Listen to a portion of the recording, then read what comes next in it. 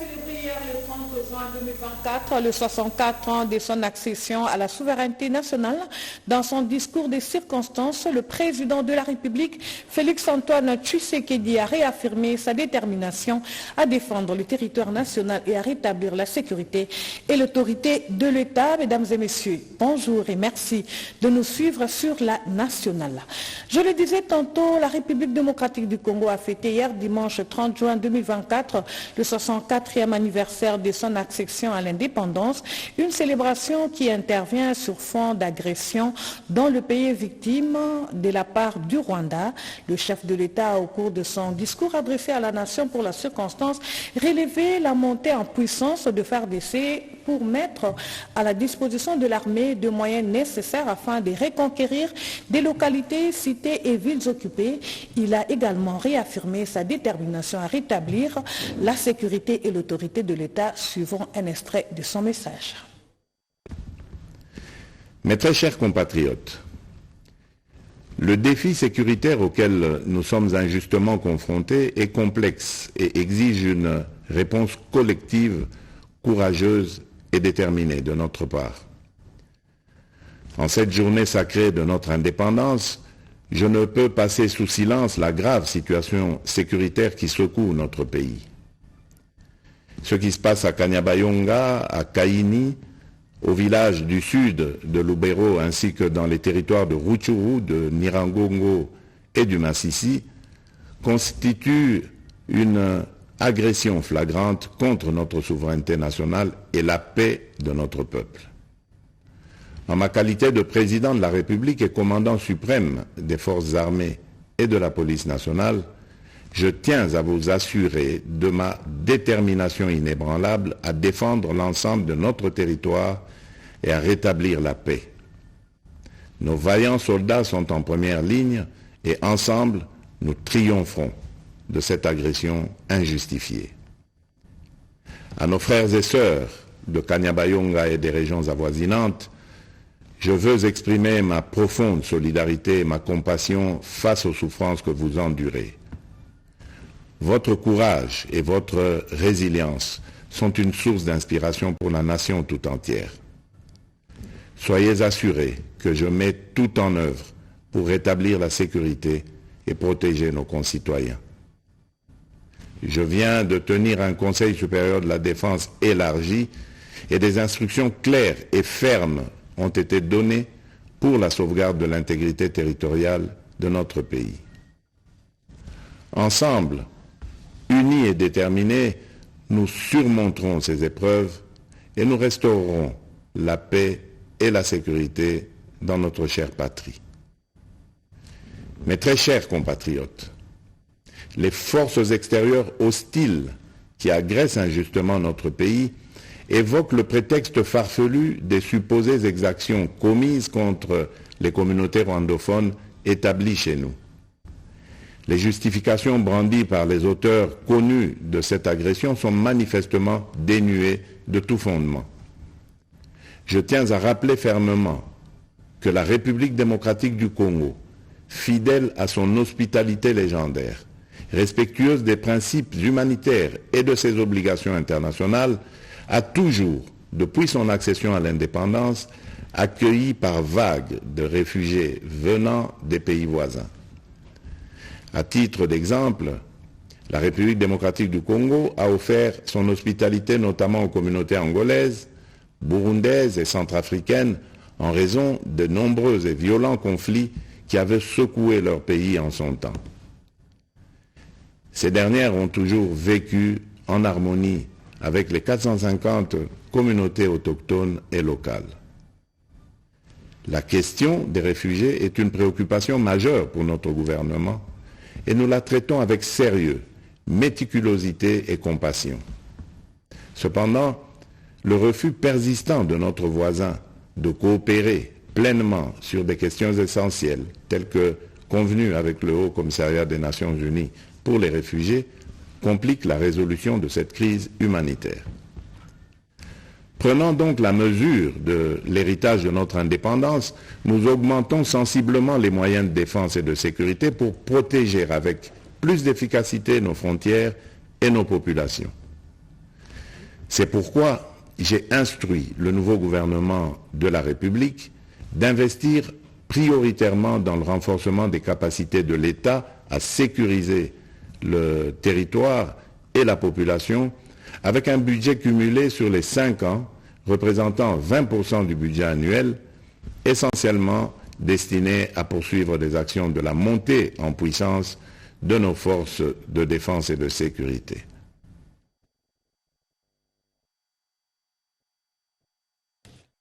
S'il y a des mélodies qui ont traversé les âges et les temps, la rumba congolaise indépendance Tcha-Tcha est à classer dans cette catégorie des chansons dont l'aura culturelle a gagné toute l'Afrique noire indépendante et ce jusqu'à nos jours. Pierrot Mbouyou. En 1960 se tient dans la ville de Bruxelles, capitale de la Belgique, ancienne métropole du Congo, un mois durant les assises d'une table ronde politique pour discuter de l'avenir de l'indépendance du Congo et de ses conditions post-coloniales. La délégation congolaise, composée essentiellement des grands leaders politiques indépendantistes de l'époque, n'était pas venue seule pour négocier avec les autorités belges. Je me rappelle que cette belle fête d'indépendance a été accompagnée d'une manière agréable avec la musique de Kabassé Tchabala.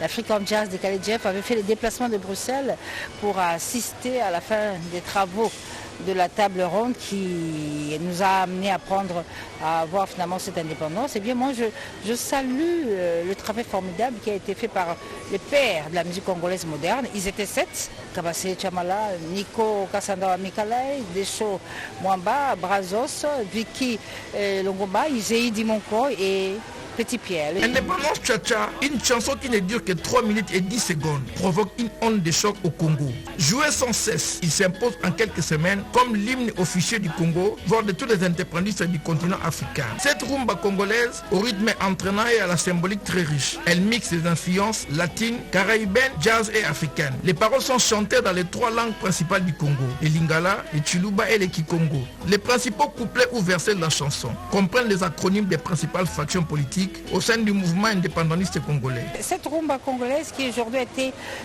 reconnue comme patrimoine immatériel de l'UNESCO, nous devons cette reconnaissance à ces pères-là.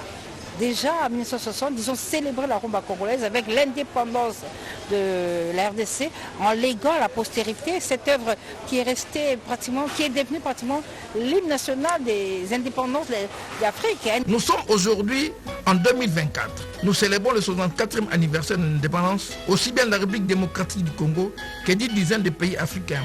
Cette mélodie envoûtante et historique qui marque l'indépendance culturelle de l'Afrique serait une fois de plus entonnée, chantée et surtout déifiée par toute l'Afrique noire.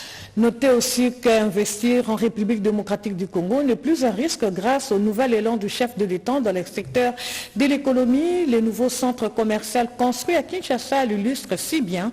Son inauguration a eu lieu sous la direction de la première dame Denise Nyakeru Tshisekedi qui a par la même occasion remis le prix aux gagnants du jeu concours Lipanda organisé à l'occasion de la fête nationale de la République démocratique du Congo. Erudus Kituto. C'est une preuve de plus que la République démocratique du Congo demeure un pays fréquentable pour les investisseurs. En harmonie avec l'architecture du premier môle voisin et le paysage de la ville-province Kinshasa, il a fallu 3 ans des travaux pour voir sortir des terres ce nouveau centre commercial. La distinguée première dame de la République, Denise Nyakeru Tshisekedi, qui a inauguré ce centre, Galeria Mall vient garnir encore un peu plus l'univers de l'immobilier et des services dans la capitale. Le nouvel élan que le président de la République veut donner à l'économie congolaise nous encourage à investir davantage en République démocratique du Congo. Grâce à cette nouvelle implantation, nous pourrions jouer un rôle encore plus efficace dans la communauté d'affaires à Kinshasa et soutenir les entreprises congolaises et étrangères qui souhaitent s'installer sur le marché congolais avec ce nouveau centre d'affaires. Ce nouveau centre commercial de notre groupe est une adresse prestigieuse offrant une visibilité exceptionnelle aux activités ici installées. Le groupe initiateur du projet a salué l'accompagnement de l'État à travers la NAPI et des autorités de la ville. La célébration du 64e anniversaire de la fête nationale de la RDC, un concours Lipanda a été organisé et le gagnant de ce concours a reçu son prix des mains de la distinguée première dame Denise Nyakeru Tshisekedi. La galerie propose des espaces commerciaux abritant des restaurants, salles de jeux et magasins avec une passerelle qui la relie en hauteur avec le premier mall. Kisangani, ville pilote bénéficiaire de logements sociaux, tous les sites ont été mis à la disposition de l'Agence congolaise de promotion immobilière et sécurisés juridiquement, objet de la mission menée sur place par le DG de l'ACOPRIM, Mika Kayemba, dans la province de la Chopo. Jacques Mich. À la tête d'une délégation hautement technique de l'Agence congolaise des promotions immobilières, le directeur général Mika Kayemba Mukeba vient de fouler les sols de Kisangani, chef-lieu de la province de la Chopo. Sa mission est claire, sécuriser juridiquement le site où seront érigés les logements sociaux décents et abordables pour toutes les bourses. C'est la continuité de la mise en œuvre du projet de construction des logements. Nous venons pour concrétiser cela par la sécurisation des sites mis à disposition d'ACOPRIM pour la construction, mais aussi nous allons donner l'économie de ce projet au gouverneur de province pour la construction des logements dans la ville de Kisangani. Nous demandons à la population de garder espoir parce que le projet de construction c'est un processus. Le chef de l'État a déjà promis et nous venons pour finaliser les études et d'ici 2-3 semaines, le dossier d'appel d'offres sera soumis à la demande de non-objection à la DGSM pour être publié afin que nous puissions recruter l'entreprise qui pourra faire ces logements. Mais au-delà de ces logements, étant donné qu'il y a plusieurs sites, nous aurons certains projets en partenariat public-privé. Première activité, visite du siège provincial de l'ACOPRIM devant abriter différents services et puis une réunion éclair de mise au point sur les activités relatives à cette énième mission. Entre-temps, la ministre du Genre, Famille et Enfants a ouvert la formation de mentorat. Le détail dans cet élément de reportage signé Christine Linz.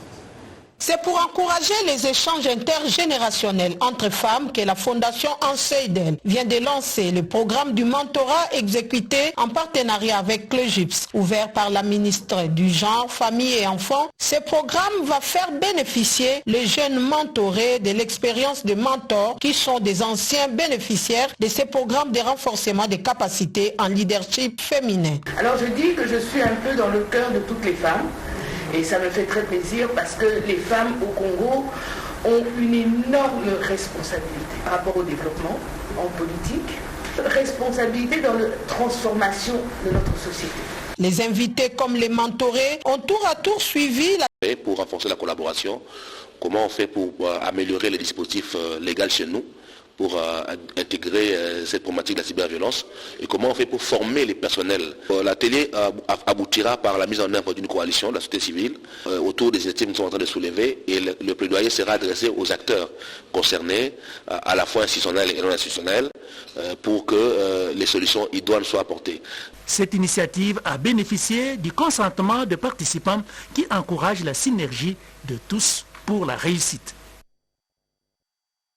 Plusieurs entreprises interviennent dans la concrétisation du projet péage à Kasomero-Mwenda. JED Afrique a signé avec Aegis un contrat de partenariat d'exploitation et de maintenance du projet de route à péage Kasomero-Mwenda. La cérémonie a eu lieu le 25 juin dernier à Pullman, Grand Caravia. Nous sommes là à Lubumbashi, dans la province du Haut-Katanga.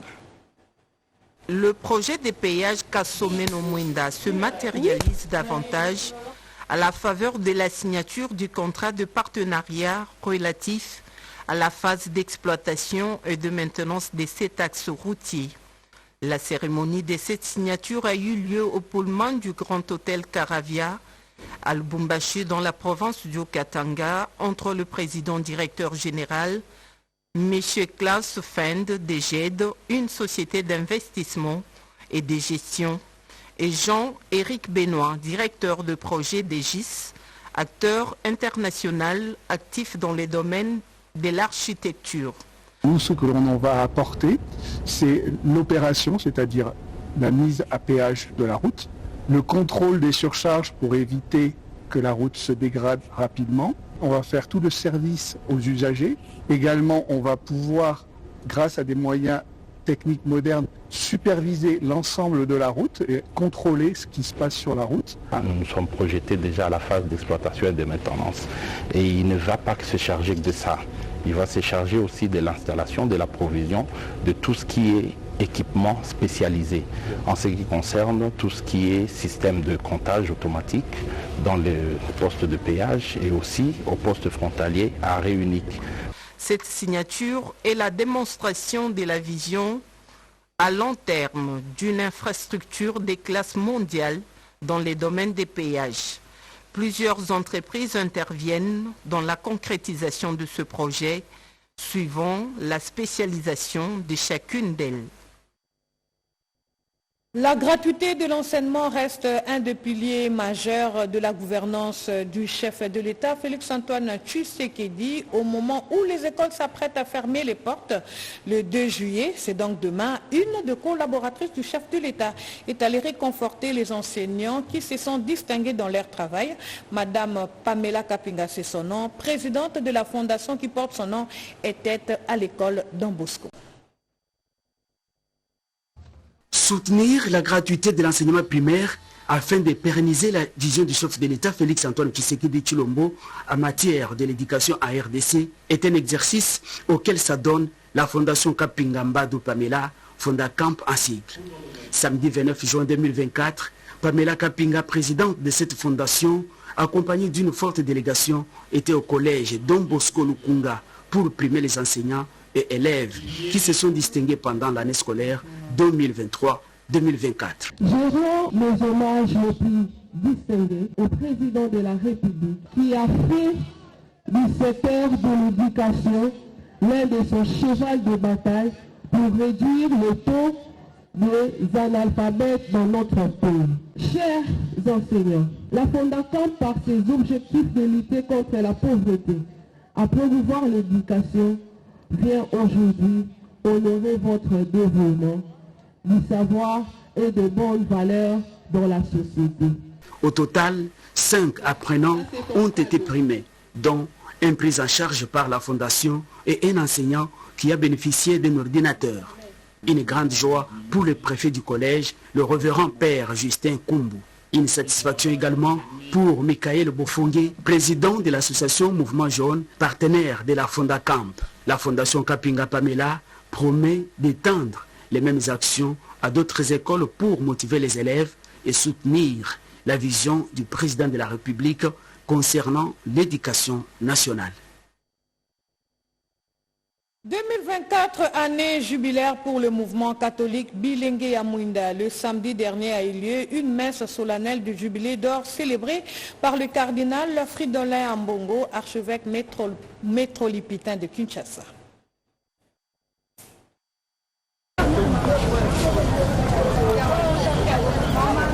Une messe solennelle en pleine semaine.